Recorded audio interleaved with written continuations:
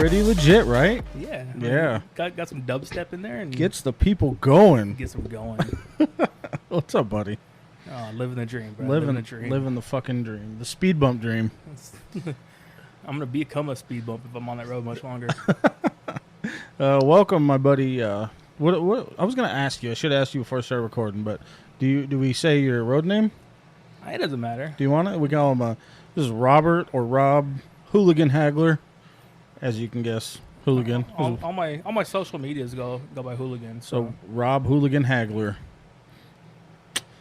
Caught you at kind of a shit spot in your life, but you know. Yeah, little rough patch. And We're gonna start from the beginning because I know a little bit about you, but not enough. So we're gonna start from the beginning.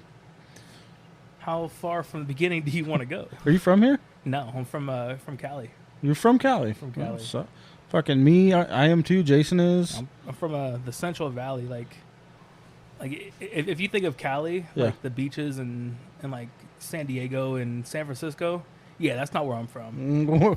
I'm from like cornfields and cow shit. So it's like, yeah, that's definitely like either central or north. It's dead smack in the middle. Little shithole town called Visalia. Huh. It's like 45 minutes from Bakersfield north, and then 45 minutes south of Fresno. How long did you live there? Until about 15, 16. Oh, no shit. Yeah. So you're literally from Cali. Yeah. Okay. I mean, I moved out here with my grandparents when I was like third grade for a year, and then moved back with my parents. And then I was out there until my mom decided she wanted to come out here and fucking get away from drugs and shit. So mom came out here, and we came with her. So you came out here with your grandparents. Yeah, originally. Was your parents already out here? No, my parents were still in Cali. Oh, you just left them out there? Well, both my parents were fucking drug dealers.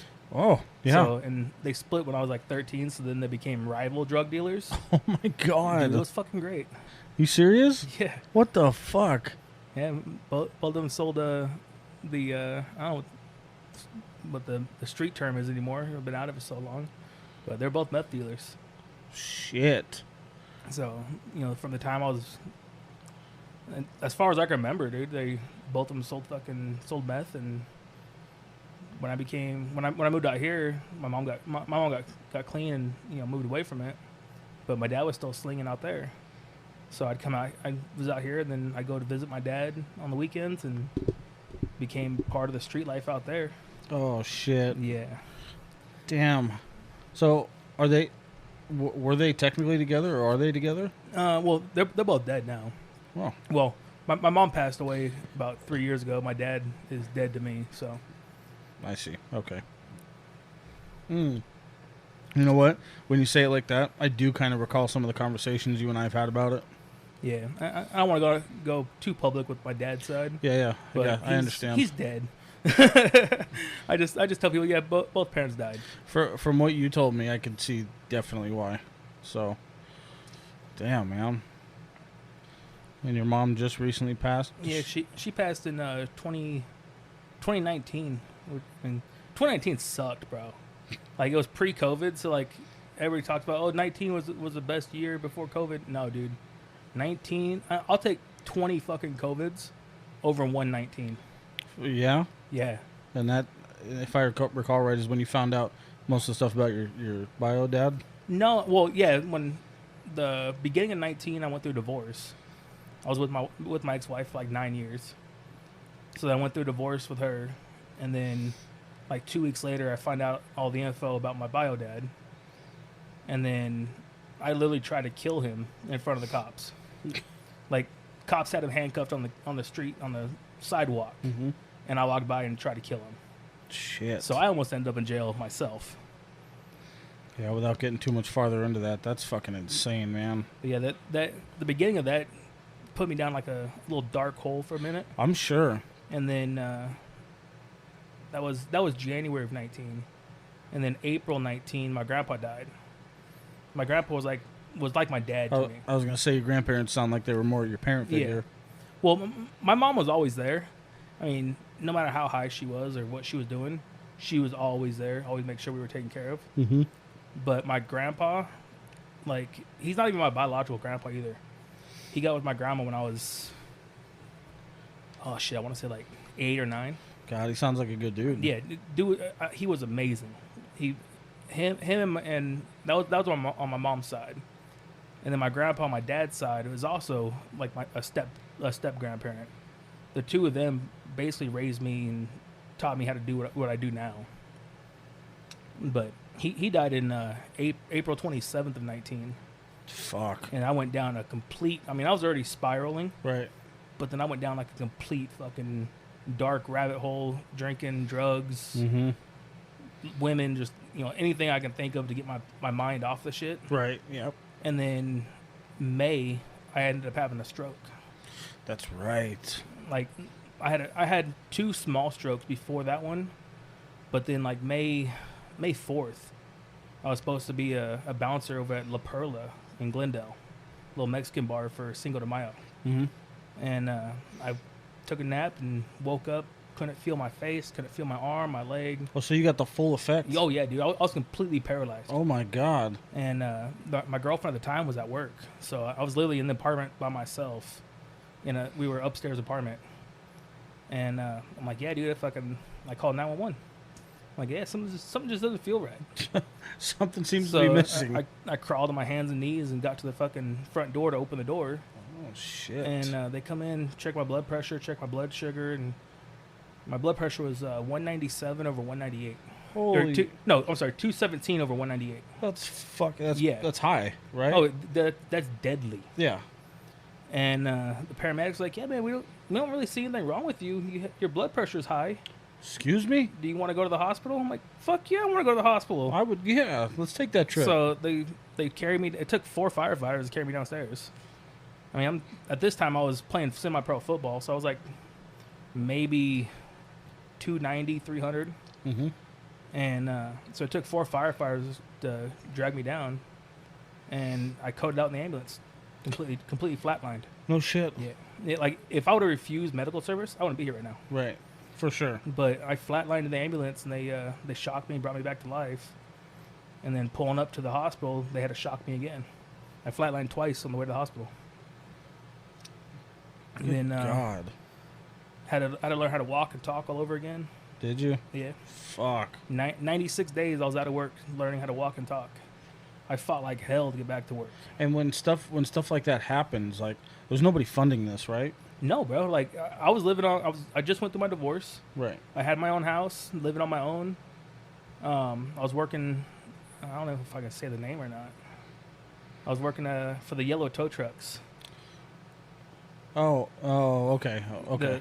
The big yellow tow trucks here in Phoenix. Yeah. I think I may have shared some of my history for the listeners. Him and I both have bounced around quite a few tow truck companies here in the valley. So you'll hear about a couple different ones, and we'll try and be a little bit less specific on which ones. We'll just say colors. We'll say colors, and you can pick it out on your own.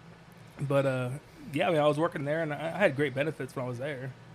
But I mean, I went from making $2,000, $3,000 a check to getting short-term disability of like $500 a month. Yeah, which is shit. Yeah. So my grandparents loaned me some money to try and keep my house. But I went from I was in a coma for 2 weeks in the hospital. And then I woke up from the coma, and they sent me to an inpatient rehab center. So I was in the rehab center, and like this place was hell, bro. I hated, like, I had a roommate that was like schizophrenic. Inpatient means you're living there temporarily. Yeah, it's basically like an old folks home, really, is what it was. Oh, fuck. But the area I was in was the younger group, and my roommate was like schizophrenic and always talk about killing himself and killing me, and I'm like, y'all, you gotta get me out of here. You guys, I'm gonna fucking die. This is not good. So I was there for like 4 days and checked myself out. I didn't know how to walk.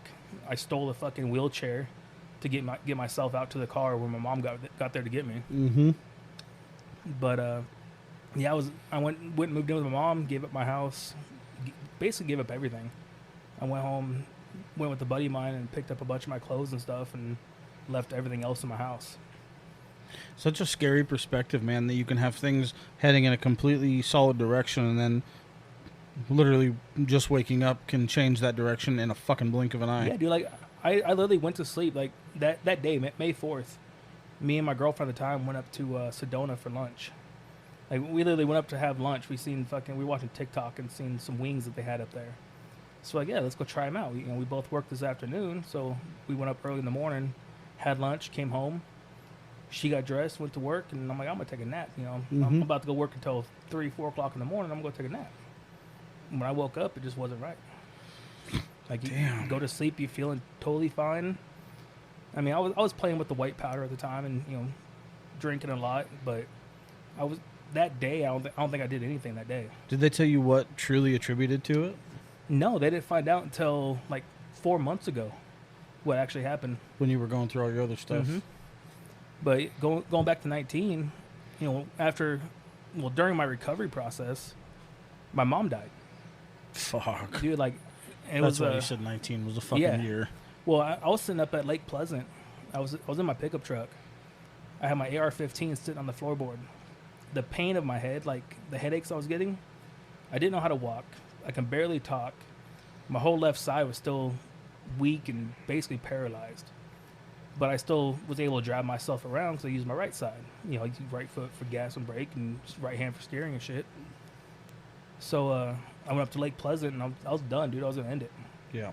I sat there with my AR-15, truck and drive, top of the hill, gonna pull the trigger and fucking let the truck coast off into the water. And something told me, like, don't do it. I got on Facebook to post my last message, and first thing I see on Facebook was my daughter. Fuck. I'm like, dude, what the fuck? Yeah, that's intervention. And, like, I thought I had my ex-wife blocked. Mm-hmm. Like, my ex-wife posted a picture of my daughter, and that's the only thing that stopped me from doing it that night. I left the lake, went up to my girlfriend's house, and passed out. Woke up the next day. My brother-in-law calls me, my sister's husband. And literally the very next day, bro, after fucking trying to off myself. And my brother-in-law calls me. He's like, hey, dude, your mom is not breathing. I'm like, what do you mean? Like, your sister's doing CPR right now. Paramedics are on the way. I'm up on 17 in Deer Valley. My mom lived on 107th Indian School. I made it to the hospital the same time the ambulance did. During rush hour traffic on a Friday. Mm-hmm. I was in the left lane, like on the shoulder, up against the concrete wall, all the way down to 101, doing a $120. Fuck. I pulled in the hospital parking lot as my sister pulled in, following the ambulance. Did they say why she passed away? It's really unknown. I didn't want them to have to do a bunch of autopsies and stuff, so I wanted to donate her body for her organs and stuff. Mm-hmm. So they did a little autopsy, and she died of fentanyl. She wasn't like, at this point in her life, she wasn't addicted to anything. She was going to pain management for her back and her knees. She was a heavy-set woman and was supposed to be losing weight to get knee surgery. Mm-hmm. And so she was doing pain management for her knees. And somebody broke into their house and stole her pain pills. They broke in, fucking ransacked her whole house. And they took a bunch of money, a bunch of pain, all of her prescription for her pills and everything. So she bought them from somebody at work, and they had fentanyl in them. Fuck, dude. You know what? I'm sorry. I won't sidetrack too much, but that actually just happened to somebody in my family last month. Yeah. Pain pills just laced. Yeah, it's like, you can't trust anybody no more, bro. Like, No. This is one of, like, she's gone now, so I can say it. She was a general manager at fucking McDonald's. Mm-hmm. Like, she had a great job. Yeah, it's McDonald's, but dude, she was making like 6 figures. She had fucking money. But yeah, it's just weird. She went to bed. She wasn't feeling right, and she was a workaholic like I am. Yeah. But she's like, yeah, I'm just not feeling good. I'm gonna go to the hospital tomorrow on my day off. And she never woke up. Didn't get the chance to do that. Yeah. Fuck, man. My sister found her not breathing. She was like gasping for air in bed. Right. My sister threw her on the floor and started doing CPR. That's so scary, man. Like, that's just fucking terrible. All it was trying to be is just general pain management. Yeah, she was literally, and she wasn't, like I said, she wasn't abusing her pills. Her house literally got fucking broken into, and I already know who it was, but that's beside the point. I was gonna say here nor there. Yeah, that part's over with. But her house got broken into. They stole her pain pills, and she was gone. Jesus. So then after that, she moved in with my grandparents when my grandpa died. And then that's where I moved into, is with my mom and my grandparents. Well, my mom and my grandma. Mm-hmm. And so basically, my mom was my caretaker and my grandma's caretaker, and then she worked at a night shift. So when me and my grandma were both asleep, my mom was at work. But after my mom died, my grandma was already diagnosed with stage 4 brain cancer. So we knew my grandma was going to be gone any day. God, dude. My grandpa died of lung cancer, and they both got diagnosed at the same time. Grandpa had lung cancer, grandma had brain cancer. And your body's trying to fucking keel over. My body's like, you're fucking done, bro. Yeah, dude. But yeah, then August of 19, my grandma died. So like literally, boom, boom, boom, boom, boom, boom, all in 19 from January to August. Fuck, 8 months of just shit. Yeah. Woo. So it was just like, I'll take 20 fucking 2020s over 119. 20 ain't got nothing on 19, bro. Yeah, I only saw 2 in a year, and it feels literally like it just leaves you in a void. Yeah. You know what I mean? Well, I mean, you go your whole life with these people. Right. You look it up. I looked up to my grandpa like it was my dad. And then they're just... And he was gone. Just like gone. I was at the Cardinals draft party when I got the call. I was literally over here at the Cardinals Stadium at the draft party. Got the call. He's going to the hospital. The next day, he was gone.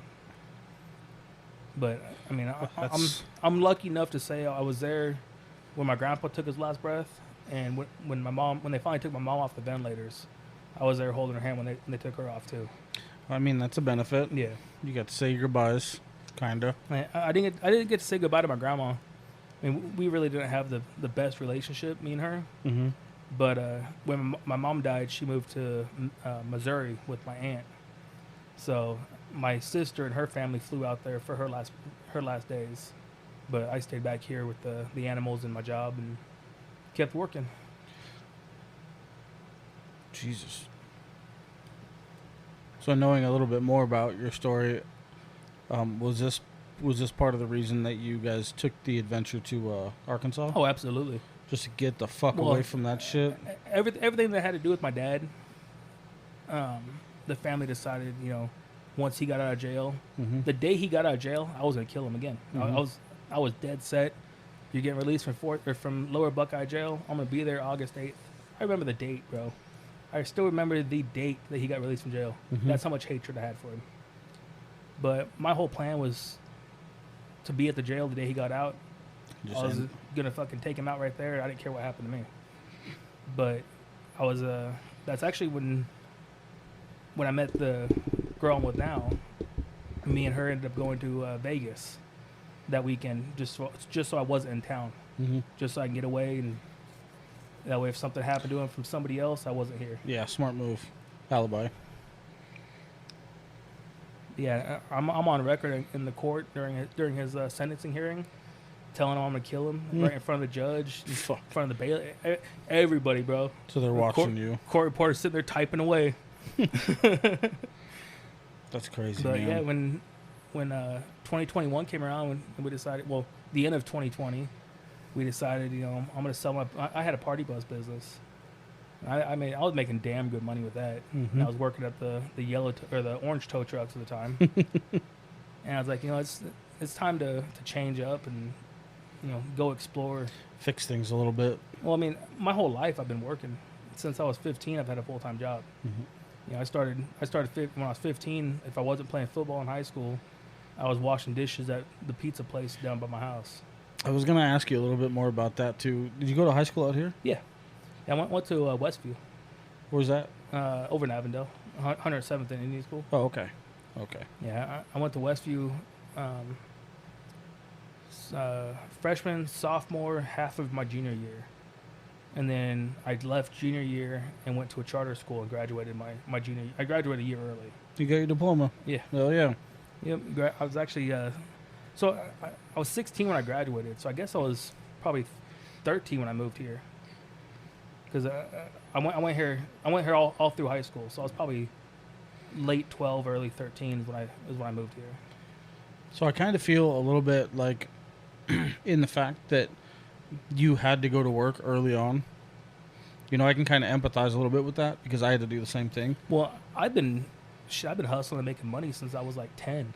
Yeah, I'm not like I don't have like the street game and shit like that. I never had to sling anything. That stuff is kind of admitted me somehow. Yeah, I mean, when I was like 10 is when my dad left, and my mom, and like I said, she was a drug dealer, but she wasn't big time selling, pounds and quarter pounds and making all this drug money. She was selling nickel and dime bags. She slinging enough to make a little cash, just enough to pay rent, really. Mm-hmm. I mean, when I was a kid, even though both my parents were drug dealers, you think, oh, your parents are drug dealers, you got all this drug dealing money and escalate. Fuck no. I come home and there's an eviction notice on the door. I come home and they're, hey, do I have power so I can fucking watch some TV, or do I have power or water so I can take a fucking shower? Mm-hmm. That was my childhood, and that's why I started when I was so young, dude, making money. And my dad used to dumpster dive and get bicycle parts of bikes and shit. I had probably 1,000 bike parts in my backyard. I'd put bikes together, custom build bikes for people, sell them. Here, Mom, here's some money for fucking power. Go get some groceries. Damn, so you got to work early. Oh, dude, I was probably 10 years old when I started fucking building bikes, and I got our power bill turned back on by fixing a PlayStation 1. I had 3 PS1s, and I fucking took them all apart and found the broken parts, put them back together, pawned the motherfucker, and gave my mom the money for the power bill. Only because I wanted to play the other PS1 I had. That's fucking cool though, dude. Not a lot of people can say that. Well, I mean, there is a lot of people that can say, just not a lot of people that I've met. You really fucking went down to the grind and. Yeah, it's, like I said, since I was like 10, I've been always finding ways to make money and shit. Mm-hmm. And then when we moved out here, we lived with my grandparents when my mom wanted to restart her life. We lived with my grandparents for a few years. She got a job, and there was like 2 years of my life I didn't have to worry about money. I'm like, hey, I can be a fucking kid. I can go play football. I can do whatever I want to do. And then Mom moved into her own house, and bills got tight again.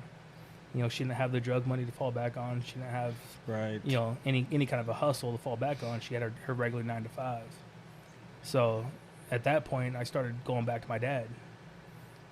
Knowing he's still in the game. Mm-hmm. So I'd go out there, pick up some stuff, come back out here, get rid of it, go back out there, pick up some more stuff, come back out here, get rid of it. Damn, dude. And then he started actually hiring me. I was like 16, 17 when I first got my the cell phone he gave me. He's like, yeah, there's some numbers on here, and in the name contact there's a price. That's how much money they owe me. Go get it. Oh. So I'm 17 years old with a Glock in the streets of Cali, collecting drug debts from my fucking piece of shit dad. Mm-hmm. And like I said, that's how I've lived until about 5-6 years ago. I have a question, and I want to word it a specific way because I feel like it's important. Because you may or may not have had the opportunity, but did you have much chance growing up this way to stop and think about the consequences of what's going to happen because of it? Absolutely not. You didn't have the opportunity? No, I didn't actually. It was just survival, right? It was mostly survival, bro. Like I didn't have the time to sit back and think, oh, if I get caught beating this dude's ass because he owes my dad $100, mm-hmm. what's gonna happen to me? Granted, I was a minor. I would have been out in a couple days. It would have been on my minor record, and I could have got it expunged. Right. And that's why my dad used me. That's why my dad was using me to do it all for him. Fuck, that's fucked up. But I mean, dude, I did some bad shit out there in Cali. And I mean, I don't know if the statute of limitations are over on those. So I'm not gonna go into details, but yeah, that's all good. I did some bad shit out in Cali, bro. Damn, man. And my dad knew that if I got caught, it'd be washed off by the time I was 18, so he didn't really give a shit. I think it's just so we're clear. I think it's fucking pretty amazing that coming from a world of something that you know how to survive in, that you're trying to do shit completely legitimate these days. Oh, I mean, dude, I actually switched like everything over fully legit. Like, shit, I got with my ex-wife when I was 19, and I was still dabbling a little bit here and there with the street stuff. But I look back and my mom got caught because the job that she got before McDonald's, she was working at a mail store. She'd ship packages like a UPS store kind of. Mm-hmm. There was a group of people that would come in and ship out drugs. Fuck. And she caught on to it, and she's like, hey, I can make sure these get there. I just need some kickback. Right. My mom flipped right back in her old ways. It's that easy, man. Well, it's that easy, but she was also, hurting for money. Right. She's trying to survive herself. So she started, taking in the cut on this, on all this stuff. And I got drug into it. So, there for about 2 or 3 years, I was helping my mom and this group of people. And then my mom got caught. They did a whole ass raid, and my mom ended up doing some time in Tent City. And that's when I'm like, well, fuck, this is like really real. Like, she was looking like 20 years, 25 years. Jesus. And she ended up taking a plea deal and ended up getting 2 years in Tent City with work release. And that's when she got the job at McDonald's. Oh, God. She started from the bottom at McDonald's in 2 years. The day she got released, she became a general manager. I understand, man, that, like, consequences are consequences, but Tent City makes me just cringe out here, Oh, man. absolutely, dude. Dude. But, I mean, she had a great boss at McDonald's. Like, he would schedule her, like, extra hours on paper, but those extra hours she was scheduled, she was at home. So she was able to see the family, see the kids. That's fucking great. Take a shower, eat a real fucking meal. My kids had no clue for 2 years what even happened. I'm like, yeah, Grandma got a second job. She's working at a warehouse at night. So for 2 years, my kids, my son thought my mom was working at a fucking warehouse overnight. So, he'd go over there, and her boss would schedule her on Sundays, but she didn't work a single minute on a Sunday. She was at home all day. She was a Cardinals fan. Mm-hmm. So he'd schedule her on Sundays so she could come home and watch the Cardinals game with the family. What a fucking blessing. Dude, it was amazing. Like, I owe so much to that man. Yeah. Like, I wish I could say his name out here just so I can give him some blessings. But if he ever hears it, he knows who he is. Right. That's all that matters. He's on my Facebook. He's on all my social medias. Like, I fucking love that dude, bro. That's fucking amazing. And I met so many people that worked at McDonald's with my mom that I still talk to today. Hell yeah. And she saved so many people. Just her stories and just the person she was. My mom was a fucking angel, bro. She did some shit. She never got violent with anybody. Never had to do the violent stuff. Mm-hmm. But she was selling rocks, yes. But my mom was a fucking angel. It's such a hard conversation to have, like, an open mind with, because everybody, the general assumption is that you're just doing it for the money and this and that, and then the other side of that is sometimes people are just doing it to survive. Oh, absolutely. And that's the gray area where things really get lost in translation, because if you have to survive, then I'm an open fucking mind, and I hate to say it that way, but well, and I mean, especially out in California, in the Central Valley, dude. And drugs are so rampant out there. There's so many drugs. Right. And there's really not much workforce. Central Valley is a real poor area, especially the towns we lived in. I mean, rent out there for a 2-bedroom apartment was like $300, and that's California, dude. Like, California prices are stupid. Yeah. But these little few towns, the rent's like $300-400. To this day, it's I can go there right now and probably get a 2-bedroom apartment for maybe $800-900. And that, damn. Yeah. That one took a second to click. Yeah, like it's so cheap out there, but it's cheap because there's no jobs. Right. It's like, there's no sustainability out there. Think about living in, like, Whitman, and there's no other towns around you for an hour. So you have to work at whatever there is in Whitman to fucking work at. That's how it was out there in Cali. Unless you're working in the fields, picking grapes and, picking oranges and shit in the fields, which that shit doesn't pay either. So it's a real farming land out there. So, you have your dairy work, your field work, or drugs. Yeah, and you can't just, like, walk down the street and grab some place to work. No, everything there is mom and pop owned. Little small businesses here and there. you know, there's really no incorporation. Well, at the time there wasn't. I haven't been out there in years. So at that time, you know, there's not really like Walmarts and, you know, food cities and, you know, big places you can go work and make a decent living. Right. I mean, not saying, you know, Walmart doesn't pay worth the fuck anymore either. No. But there's really no money out there.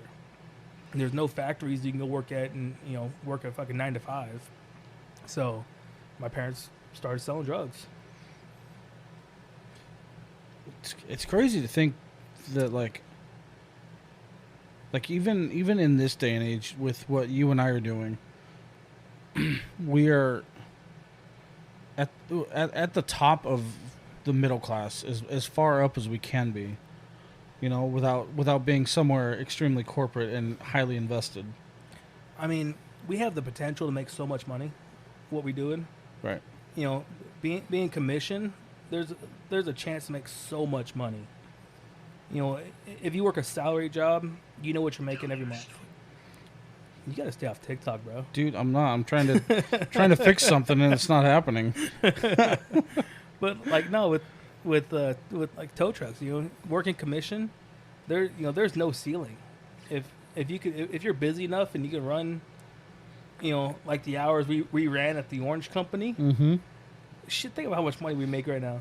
Dude, if we were doing those hours, we were literally on call 24/7. Yeah. Well, I mean, there was times I'd work 20, 30 hours straight. right. I'd stop at a rest area and sleep for 2 or 3 hours and start running again. I was going to say they'd give us 4 hours. Yeah. And I didn't even get that.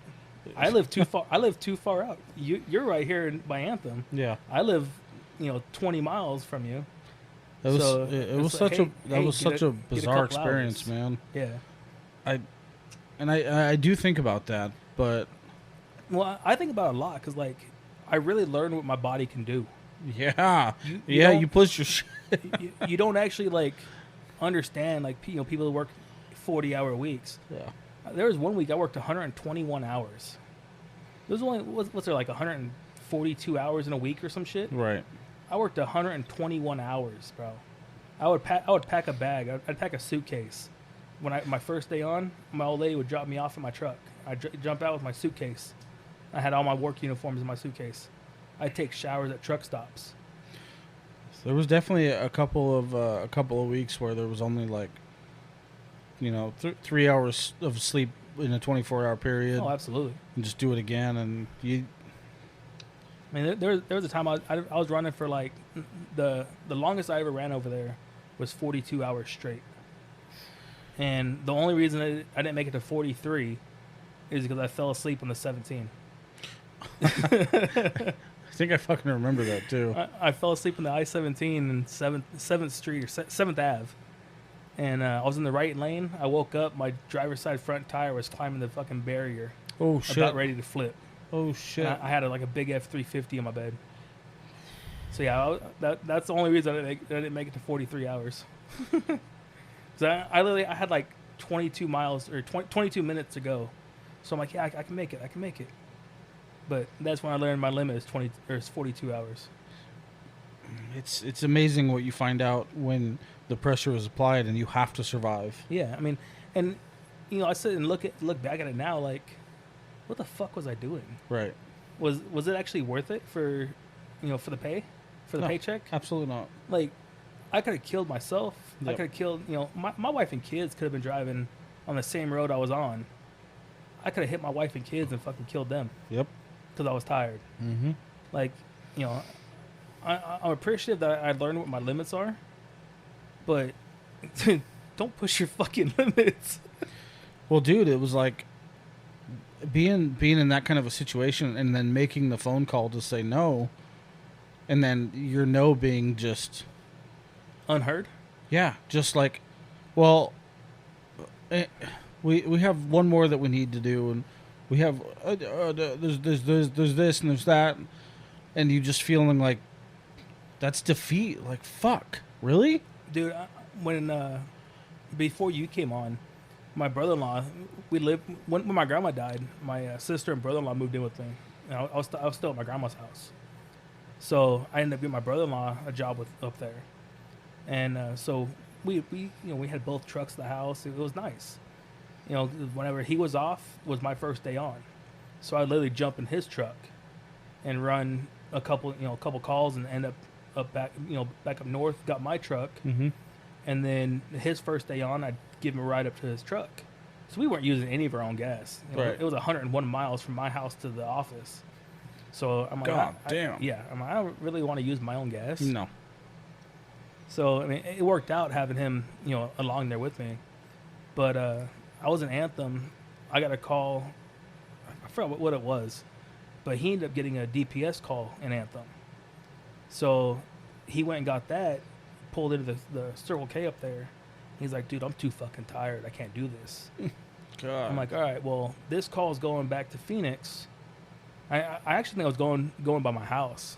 I'm like, take my truck, go drop this one off and go home. I'll take your truck up north, drop that car off, and I'll be home sometime, Soon. in the morning. Yeah. So I go up, drop that truck off, get home, and my truck's not there. My tow truck's nowhere in sight. I'm like, what the fuck is do that? So I start calling dispatch. They don't answer the phone. I call the owner. He doesn't answer the phone. I'm like, what the fuck? So I start blowing dude's phone up. No answers. So I'm thinking he's fucking off in a ditch somewhere. He's already fucking done it. So I jump back in the truck, start driving back up, looking both ways, trying to find his ass. I pull back in the Circle K. He's still in the same spot, passed the fuck out. Completely fucking out, bro. I'm like, Damn. yo, you just slept for 4 hours. Time to wake your ass up. Take your truck home. I'm taking my truck and going to drop that car off, and then I'm going home. Mm-hmm. So, like, I would have been done hours ago. But because he was too tired to run, I ended up taking all these fucking calls. And that's just the person I am. Like, that's my work ethic. Like, shit needs to be done. I'm going to fucking do it. Mm-hmm. Yeah, I learned that from my mom and my grandpa. Shit needs to be done. I'm gonna fucking do it, no matter how tired I am or what it takes. It's work. Work pays my bills. Work keeps a roof over my kid's head. That place was so wild. Without saying no to any calls or any service requests. Bro, like, I got a call at like 3 a.m. in Anthem. Yeah. It's 45 minutes from my house. Right. I get there, and it's for a lockout. Yeah. The car's in the dude's garage. I don't want to talk to you how many lockouts I did. Yeah, in the Anthem. car's in the dude's garage. I call him, no answer. I sat there probably 15 minutes trying to call the dude. Yep. Knock on the door, nothing. Finally, get back on the 17 coming south, going home. He calls me, goes, hey man, sorry I was in the shower, I missed your call. Well, it's too late now, I'm bud. like, all right, well, I'm like 15 minutes away, I'll be back. So I turn around, went back up there, and I get there to do the lockout. I'm like, I look at my watch, I'm like, you still gonna be able to make it to work on time? Oh yeah, man, I don't have to go to work until noon. Bro, You asshole. it's 3 o'clock in the morning. He goes, yeah, I just got home from the bar and I accidentally locked my keys in the car when I got home. Should have dealt with this in the I'm morning. like, so you could have called at like fucking 11 and got the shit done. Right. I just woke up out of bed after being awake for fucking ever, and now you want to fucking call for a tow. Dude, I was pissed. Also, I was gonna say because me and Jason worked there at the same time, and shortly there towards the end, we kind of figured out the reins, and we figured out how to work with the dispatchers better. And we got to a point where him and I could coordinate with both the sets of calls that we were given, and we would coordinate whose route was better to what call. And him and I would just chop and look for a fucking end of the calls. Well, To hopefully make the night a little bit easier. when my brother-in-law first started, they were waiting for his insurance to clear and everything. Mm-hmm. We ran 23 calls in a 12-hour shift. God, that's a lot. And, I mean, he's already had experience towing and everything. He worked for the big yellow company like I did. He went and worked for another company that I was at before I went up there. Mm-hmm. So he was already a tow truck driver. He knew what to do. They were just waiting for his insurance to clear. So we were just busting shit out, dude, left and right. We got one with a tire change on the HOV side. Ooh, left lane. Left lane, passenger side tire, all the worst fucking options we had. And so I'm like, dude, stay in the truck. Yeah. He goes, what? I'm like, dude, stay in the fucking truck. I said, I'm not going to explain to my sister how you're fucking dead and her kids are going to, go up without a dad now. He's like, well, how am I going to explain to your wife? I'm like, I don't have a fucking wife. I'm fucking single at this point. Like, stay your ass in the truck. My kid will forget about me sometime soon. Like, and that's how I fucking lived for so long, bro. Like, I had no cares for so fucking long. And I'm like, fucking stay in the truck. I'm gonna go knock this out. If I get hit and killed, my kid will forget about me. She's fucking 5. But yeah, that's the mentality I had for so fucking long. Yep. It's so scary. Looking back at how I was compared to how I've been for like the last 5 years. Mm-hmm. It's scary as fuck. Yeah, man. I mean, I don't like to use the word like a reckless mentality, but it kind of is, just to get the bills paid. I want to say so much reckless. Yeah. It's like, I guess it is reckless. It is just a little bit, but your mind and your heart's in the right place. That's the shitty part. Like you're willing to be the reckless person. Yeah, my whole concern was making sure that customer was in his car safe and buckled up while I've been doing the tire change. Mm-hmm. Making sure my brother-in-law is in my tow truck safe and buckled up while I'm doing the tire change. Making sure there's nobody else outside of the vehicles that are going to get fucking hit. And I'm going to be the one to fucking do it. I mean, it's reckless in a sense, but it's more like... It's selfless. I'm selfless, but I wanted to make sure everybody's safe, right. Is what it was. Right. And putting myself in a shitty situation to make sure everybody else is safe that's who I fucking am. It also didn't help that it was shoved in our throat that we would benefit from customer satisfaction. Oh yeah, customer satisfaction and production. You know what I mean? So with that in mind, of course it's in the back of your mind. I mean, if this guy's happy and safe, I'm very money motivated. Right. So if I think I'm gonna, this dude's gonna give me a good survey, fuck yeah. Mm-hmm. Hey man, stay in your car, be safe, enjoy the AC. Hey, here's a cold bottle of water I paid for out of my pocket. Sit back and relax. Yep. I'm gonna go out here and potentially fucking die to change your tire. Not a problem. I got this. Because of money. And that's going back to, my days of running the streets. I'm out, slinging whatever I got in my pocket that time. Just for $1. For money to make sure I can eat, my kids can eat, the power stays on. My whole goal in life is to make sure my kids never grow up the way I grew up.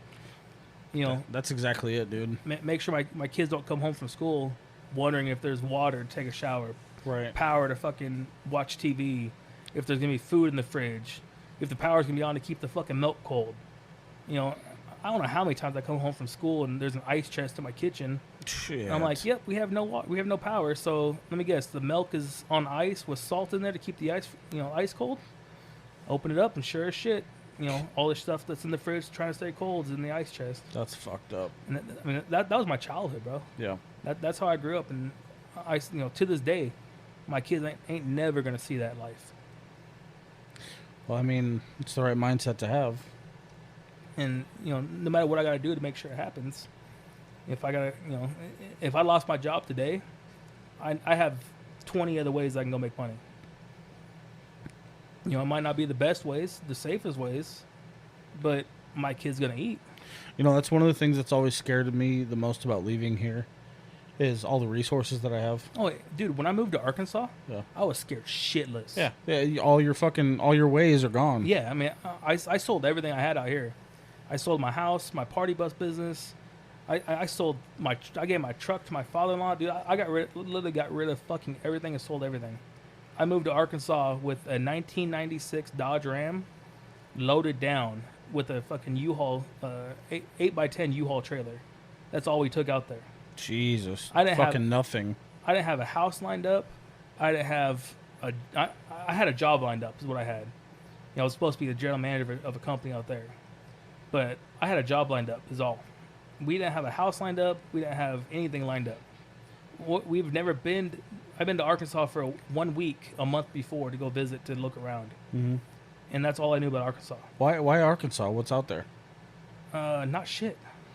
You didn't have any leads out there? I had nothing. You just picked Arkansas? I posted on TikTok, hey guys, I'm going to be moving out of Arizona. Who has a truck with my name on it? I had a few people offer me a towing job. Oh, okay. And then one guy calls me up and he's like, "Hey, dude, I want to move from Arkansas and leave my company to somebody that's going to run it. Like, do you have that experience?" And being a business owner, I'm like, "Fuck yeah, I do. I can help run the business. Right. I've been towing for 8 years at this point. Like, I know how towing works." Got you. So I flew out to Arkansas, went and met up with him, looked around. I'm like, "Dude, this is way less stress than I'm doing now." I had 4 trucks I was gonna be in charge of, 4 drivers, 4 trucks, a little tiny tow yard. I'm like, "Dude, this is," and you want to pay me $50,000 a year? Like, fuck yeah, let's do it. So I literally sold everything a month later and moved to Arkansas. I got there. We ended up getting a fucking motel for a week, and stayed in the motel. I was supposed to actually take a day. Like when I got there February 1st, and I was going to take a day because February 2nd is my mom's birthday. Mm-hmm. So we were going to get to, me and my sister and brother-in-law moved out there with me. But we were going to get together, have a little dinner, and celebrate my mom's birthday. And the owner of the company called me and said, "Hey man, my lead driver just broke his hand. Can you come in tomorrow?" Fuck. And it's fucking work. It's going to pay my bills. Yeah, bro, I'll be there. Yep, I'll handle it. So, I have a whole history of ditching my family for $1, like, I don't want to say ditching, but I was like, that's a fucked up way to put it. That's how I've been, though. Yeah. If there's money to be made, I'm going to go make it. Yeah. And, if I got to miss birthdays, holidays, anniversaries, I'm going to do it.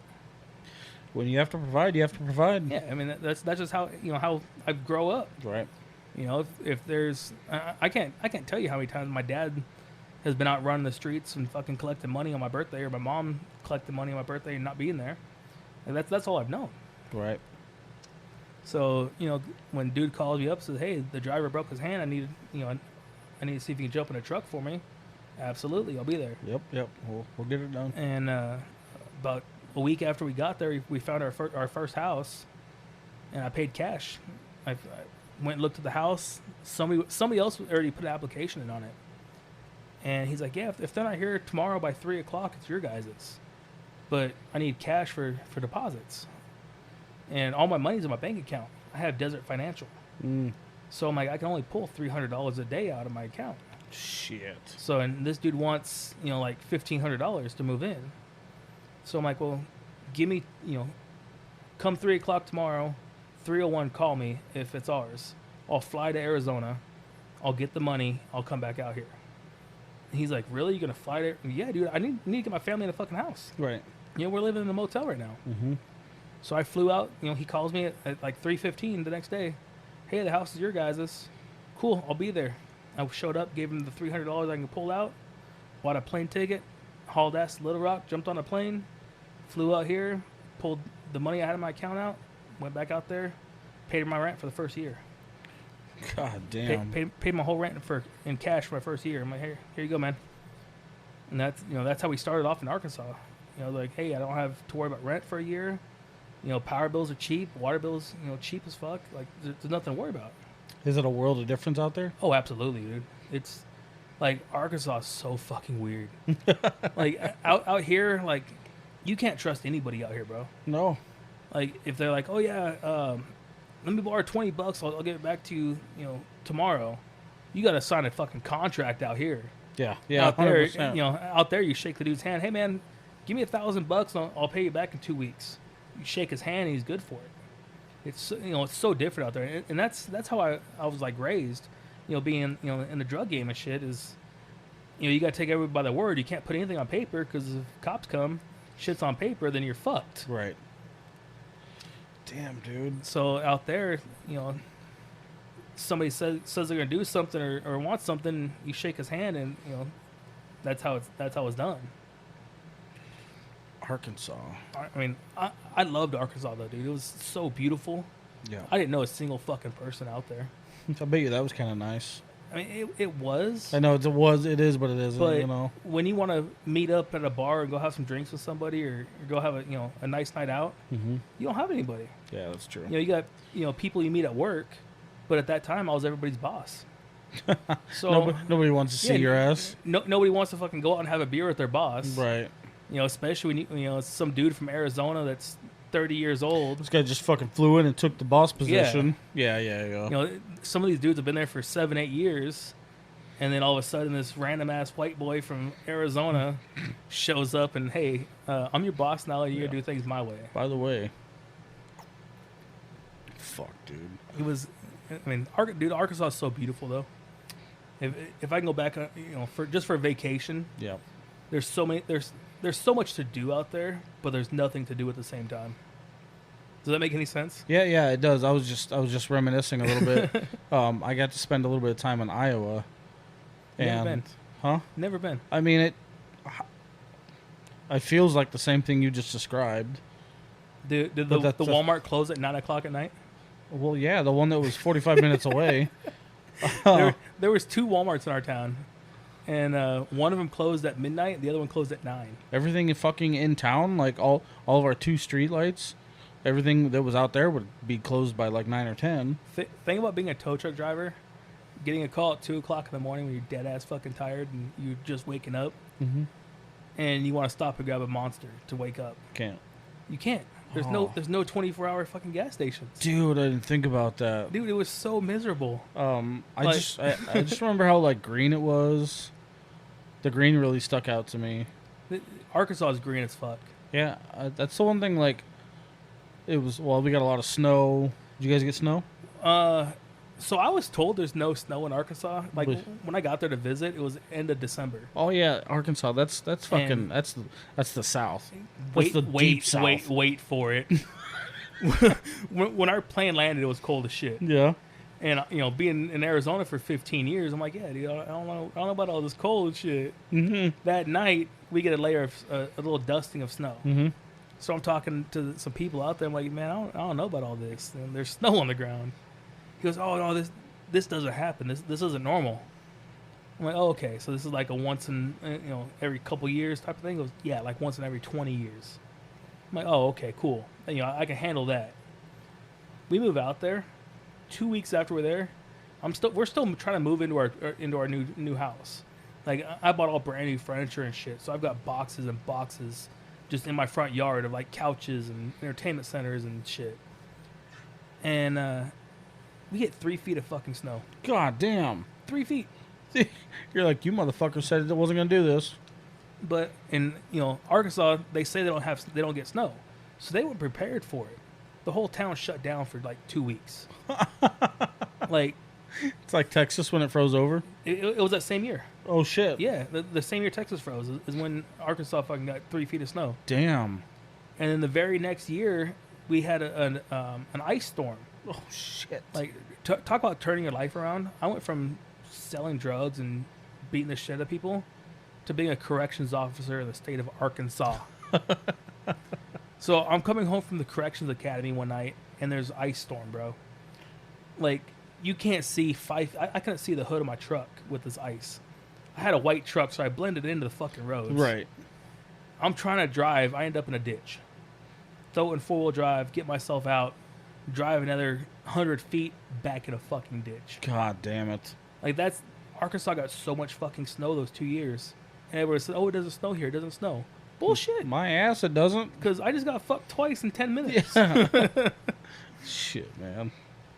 Well, on that note, I think we're going to call it. Yeah, man. It's been a nice little session. What do you think? Are you going to do it again? Oh, absolutely. Yeah? I have so many fucking stories.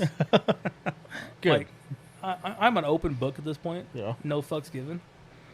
That's what I like to hear. Like, there's so many stories from the street times I can go into. Mm-hmm. Pretty sure those statute of limitations are over. Possibly. And then there's stories from my time as a Department of Corrections as a CO. Oh yeah, your biggest chapters are still yet to come. Dude, I have so much life to live still. So yeah, exactly. Like, I've died twice. I've literally died twice. See, and that's what we're gonna lead off with next. And yeah, absolutely. You guys are listening to a dead man right now. Do you? Fuck. Do you have anything you want to plug? Anything you want to add? Not at the moment, man. Yeah. I just gave up on a bunch of stuff and just trying to live life right now. Yep. I was running a couple of decent little businesses, but as of right now, I just try to tow some cars and get life figured back out. Get your shit back in line. Life has changed so much in the last 9 days. Yeah. So, well, actually, when I leave here, I gotta go figure out life. fucking Hooligan. That's Hooligan, y'all. So, all right. Well, I'm glad you finally got to make it in. It's been a long time coming. It's been a way too long time coming since like your first fucking episode. Yeah. We were talking about it. I'm like, yeah, man, I'll jump on that. Yeah. Here, well, what episode number is this going to be? This will be either 62 or 3. Holy fuck. 62? Yeah. Damn, dude, you're like just knocking them out. I'm putting in work, dude. Didn't you start like a week ago? It feels like it. It fucking feels like it. That's fucking crazy. 62 episodes. That is. Save my episode for number 69. We're only 8 months into this, technically. 8 months in. 8, maybe 9 months. It's not bad. I don't remember when the first episode was. It might have been December. And you have a merch store now. Yep, we got a merch store. Y'all go buy some fucking merch. Help this dude out. It's on Etsy. Me vs. Me merch, all one word. Check it out. The link is always in the bio. And yeah, thank you for listening, and thank you. Yeah, pleasure, bro. Like, I've been wanting to do this for a while, so this is great. We'll be back soon.